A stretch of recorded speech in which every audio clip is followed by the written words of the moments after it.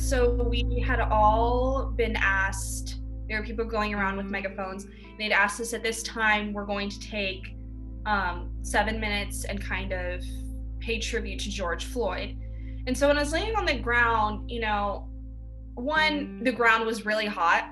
It was during summertime, so I kept having to like lift my hands up and like kind of lift, I didn't really lay on my stomach. I laid back so I wouldn't, get dirt on my face. But I was thinking there, like kind of looking up at the sky and thinking, I can see this beautiful blue sky right now. And I know that in 7 minutes, this will all be over. But I tried to only imagine what it was like to look down at the ground and realize in 7 minutes, I may be dead.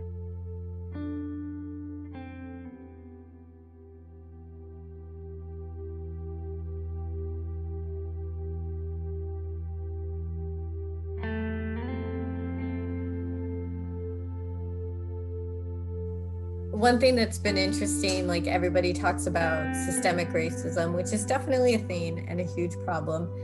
And I see this all the time where people are like, we can't fix anything until we fix the system. But it's like, well, the system was created by individuals. And so we do actually need to fix those individuals in order to fix the system. And we need to do both at the same time. It can't be one or the other or one before the other. It should be a simultaneous effort. So re-examining our educational institutions, re-examining hiring practices, but at the same time holding people accountable. Like if you are unwilling to have this conversation with me about racism, you are part of the problem. So I'll try to keep myself calm because I get super passionate about it, but it's really. I would post on my Instagram quite a lot. I didn't really post while I was at the protests because some people viewed it as a social gathering. Oh, my friends are going to the protest, I'm gonna go to the protest. But I was like, no, I'm not here to just make it known, oh yeah guys, I went to the protest, I'm a good person. That's not what I was trying to do. So when I was at the events, I stayed off my phone and actually paid attention to what was being said, what was happening. But in my spare time, I would post all the informational posts, repost different posts on my Instagram stories and stuff like that.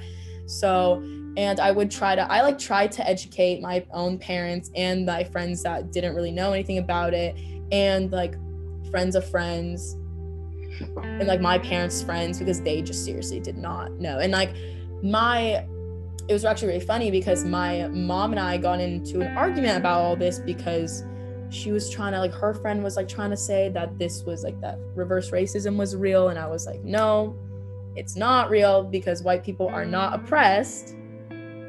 And then I explained to them everything, and they were kind of heated in the moment, but then later the next day I got a phone call from my mom's friend saying, actually, I'm sorry, you were right, I looked more into it. So it was I felt like I was doing a good job educating people. What was going through your head when you were, going through these experiences, being so close to the police, seeing faculty whose purpose was to try to identify students? What were your thoughts on that? There's just a lot of solidarity. Me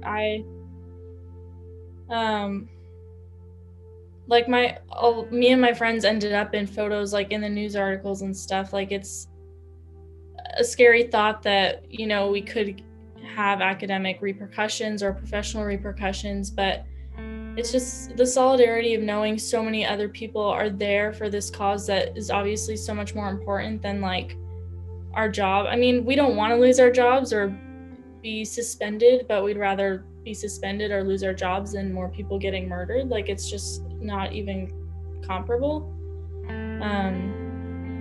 And so if I can sacrifice anything, I know that by standing in that line against the police, I'm not really risking my life as much as someone else would be of a different race if they were in the same position.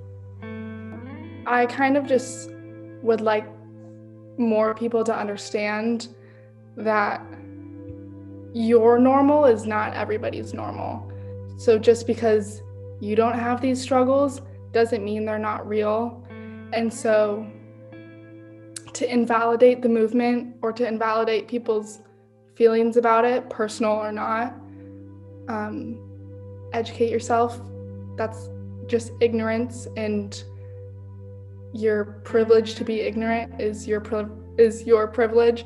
So you have to start from somewhere and just be open to other people's opinions. People who maybe